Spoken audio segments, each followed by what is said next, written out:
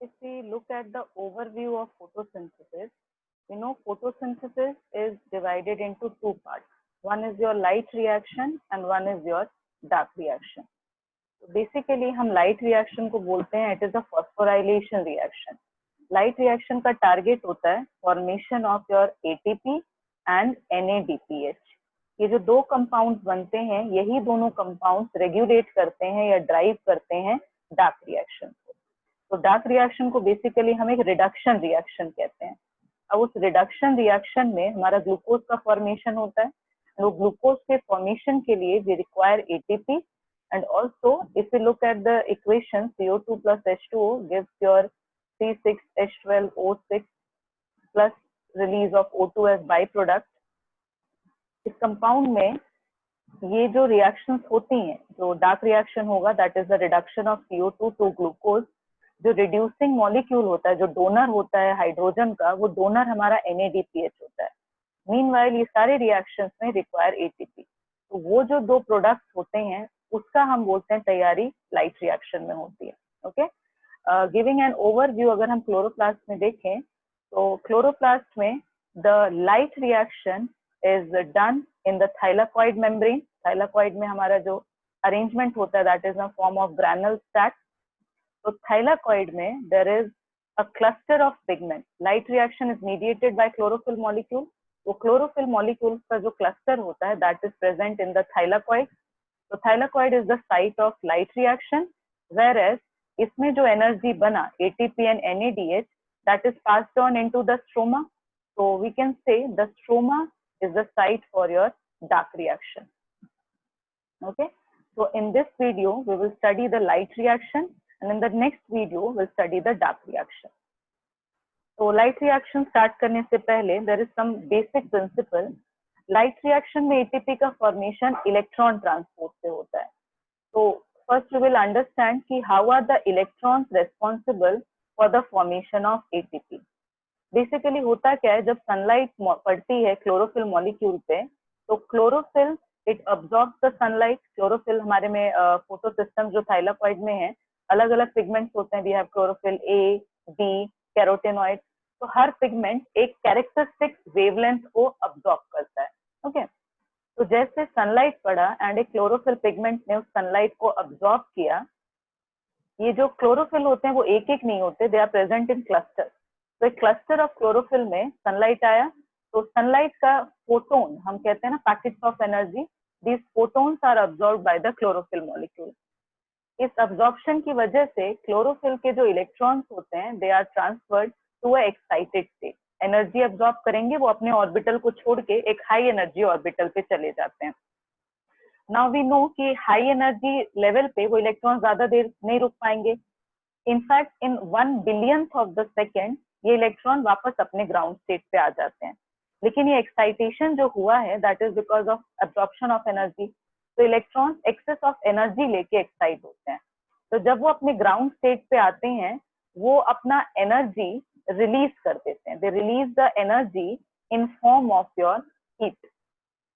तो ये natural tendency होती है एक क्लोरोफिल मॉलिक्यूल की. इसीलिए अगर तुम एक आइसोलेटेड क्लोरोप्लास्ट देखोगे तो आइसोलेटेड क्लोरोप्लास्ट में तुम्हारा ल्यूमिनिसेंस होगा, लाइट एमिट होगी क्योंकि एनर्जी हीट के फॉर्म में रिलीज हो जाती है.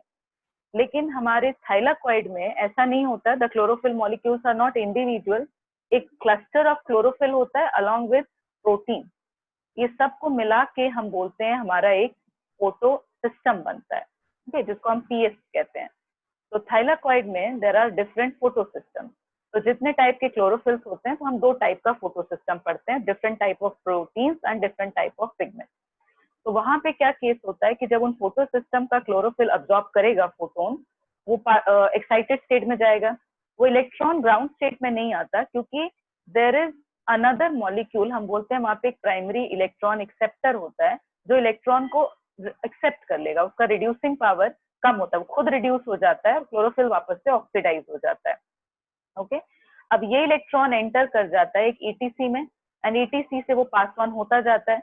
अब ये जो ETC वो पास हो रहा होता है वो एक ड्रैग क्रिएट करता है जो प्रोटॉन्स को अंदर ल्यूमन में एक्यूमुलेट कर देते हैं. Now this accumulation of the proton generates the proton motive force जो हमारा एक ड्राइविंग फैक्टर होता है एटीपी फॉर्मेशन के लिए. That will study in the next video when will study chemiosmosis. तो ये लाइट रिएक्शन का लॉजिक है कि क्लोरोफिल जो इलेक्ट्रॉन एमिट करेगा उस इलेक्ट्रॉन के ट्रांसपोर्ट से हमारा एटीपी फॉर्मेशन होगा. तो एटीपी फॉर्मेशन को इसीलिए हम कहते हैं फोटो फॉस्फोराइलेशन, क्योंकि सनलाइट की प्रेजेंस में एडीपी का फॉस्फोराइलेशन होता है और एनर्जी बनती है. तो जो सिंथेसिस है उससे पहले हम देखते हैं अबाउट फोटो सिस्टम.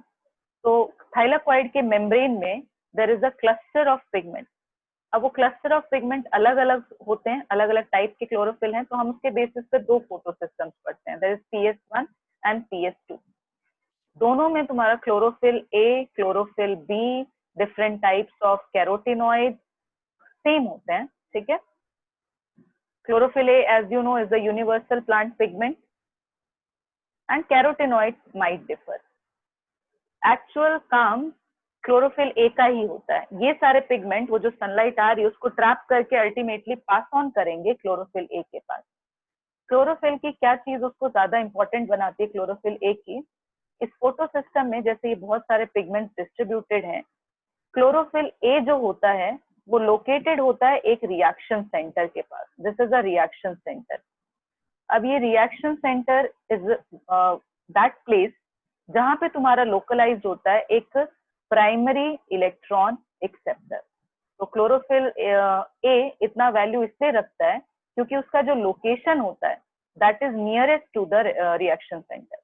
तो क्लोरोफिल ए के पास वो फोटोन एक्सेप्ट किया कुछ पिगमेंट्स ने, कैरोटिनॉइड्स ने, उन्होंने बी को दिया, बी ए को देगा, ए अपना इलेक्ट्रॉन रिएक्शन सेंटर तक लेके आया. इस रिएक्शन सेंटर के पास है एक प्राइमरी इलेक्ट्रॉन एक्सेप्टर. अलग अलग फोटो सिस्टम्स में ये वेरी करता है. फोटो सिस्टम 2 का इलेक्ट्रॉन एक्सेप्टर होता है CO510. ये पहला कंपाउंड है जो इलेक्ट्रॉन को एक्सेप्ट करेगा. फोटो सिस्टम 1 का प्राइमरी इलेक्ट्रॉन एक्सेप्टर होता है प्लास्टोसाइनिन. ये सबसे पहले इलेक्ट्रॉन लेता है. यहाँ से शुरुआत होती है कि ये इलेक्ट्रॉन अब पास ऑन होता जाएगा किसमें? ETC में, अलग अलग कंपाउंड्स में. So this is the logic of having two photo systems. Besides the pigment, they have different set of proteins. दोनों में अलग अलग प्रोटीन्स होते हैं. इस सब को मिला के हमारा फोटो सिस्टम बनता है. Okay? Pigments and proteins, and there is a reaction center with the primary electron acceptor. तो ये जो ट्रांसपोर्ट होता है, the light reaction can occur in two ways. So one is your non-cyclic photophosphorylation, one is your cyclic photophosphorylation. तो non cyclic में क्या होता है? दोनों फोटो सिस्टम्स पार्टिसिपेट करते हैं. मतलब सबसे पहले एक फोटो सिस्टम 2 आया. फोटो सिस्टम वो है जिसके पिगमेंट अप्रोक्सीमेटली 680 नैनोमीटर का वेवलेंथ का लाइट को अब्सॉर्ब करते हैं. That is in your red region. Red region में लाइट को अब्सॉर्ब करते हैं. तो अब क्लोरोफिल पिगमेंट ने लाइट को अब्सॉर्ब किया. सनलाइट को जब अब्सॉर्ब किया in the form of photon, again वही चीज हुआ. क्लोरोफिल का इलेक्ट्रॉन एक्साइटेड स्टेट में चला गया. अब वो एक्साइटेड स्टेट में गया रिएक्शन सेंटर के पास. रिएक्शन सेंटर ने उसको पास ऑन कर दिया to the primary electron acceptor. अब इसकी वजह से जो क्लोरोफिल मॉलिक्यूल है उसके अंदर एक बहुत स्ट्रॉन्ग होल क्रिएट हो गया. There is the electron deficiency, क्योंकि टेक्निकली इलेक्ट्रॉन को लौट के वापस आ जाना चाहिए था, लेकिन इलेक्ट्रॉन लौट के नहीं आया क्योंकि अगला मॉलिक्यूल रिड्यूस हो गया उसको लेके. तो यहाँ पे एक क्लोरोफिल का हम बोलते हैं एक होल क्रिएट होता है. उस होल को सेटिस्फाई करता है द हाइड्रोलिसिस या द फोटोलिसिस ऑफ वाटर. एक एंजाइम वाटर को यहाँ पे तोड़ देगा और तोड़ने के बाद वो रिलीज करवाएगा 2 protons along with the oxygen in atomic form. तो meanwhile there is release of 2 electrons. ये इलेक्ट्रॉन तो सेटिस्फाई कर देंगे यहाँ पे जो होल क्रिएट हुआ है. प्रोटॉन तुम्हारा ल्यूमेन में एक्यूमुलेट होता रहेगा और जो इलेक्ट्रॉन क्लोरोफिल ने रिलीज किया है वो कहाँ पहुंच जाएगा? In the ETC. ETC में the first acceptor is your plastoquinone. These are simple chemical biomolecular compounds, organic compounds हैं. Then it will pass to cytochrome complex, then it goes to plastocyanin. Okay, after plastocyanin the electron travels to another photosystem, that is your photosystem 1. अब photosystem 1 इसका photosystem से सिर्फ इतना relation है कि ये accept करेगा उस इलेक्ट्रॉन को जो फोटो सिस्टम 2 से शुरुआत हुई थी। फोटो सिस्टम 1 700 नैनोमीटर की लाइट को अब्सॉर्ब करेगा, इतना फोटोन को, सनलाइट को।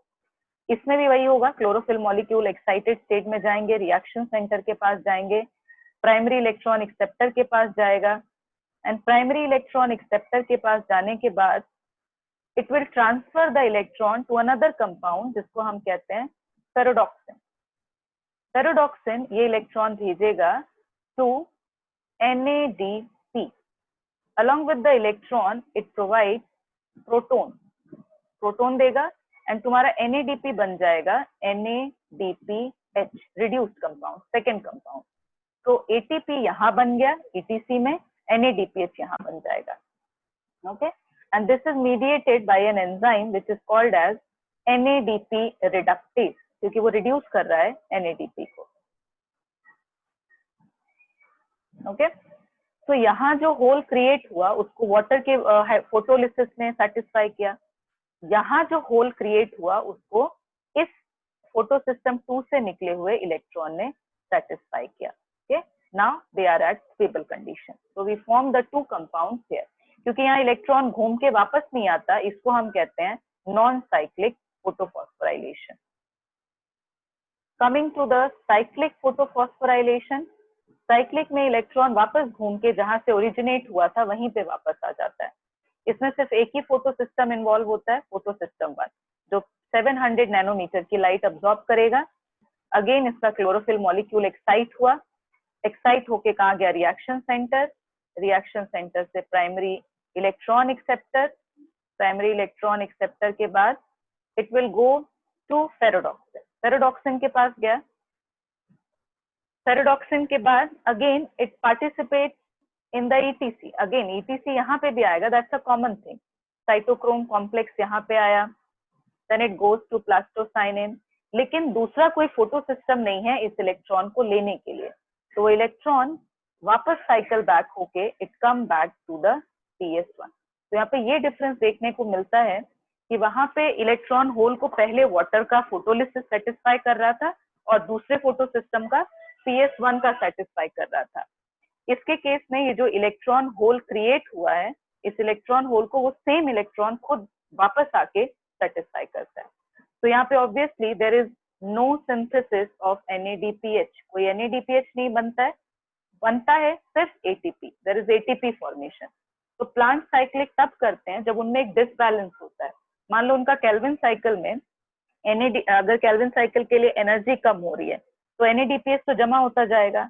तो प्लांट उस टाइम पे क्या करते हैं कि वो नॉन साइक्लिक से शिफ्ट हो जाते हैं साइक्लिक की तरफ, तो अपना सारा एनर्जी फोकस करेंगे for the formation of ATP, NADPH क्योंकि उनके पास बहुत है।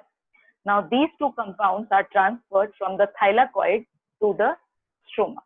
तो बेसिकली अगर हम इसका स्ट्रक्चरल वो देखें रिप्रेजेंटेशन, तो if this is the chloroplast, यहाँ पे थाइलाकॉइड जो ग्रेना में अरेंज होते हैं, यहाँ पे हमारा लाइट रिएक्शन हुआ, photosystems are located here, light आया, लाइट रिएक्शन हुआ, वाटर अवेलेबल हुआ, this is your H2O, this is your sunlight, it will form what, ATP and NADH, and these are transferred to the dark reaction, and dark reaction is also called as your C3 cycle, Calvin cycle, ये दोनों इसमें entry कर जाएंगे।